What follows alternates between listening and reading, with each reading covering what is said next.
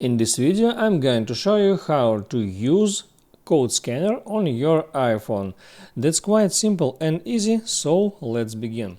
First, make a short swipe from the middle to down to bring up a search page, and here type code to find code scanner application. Here is it.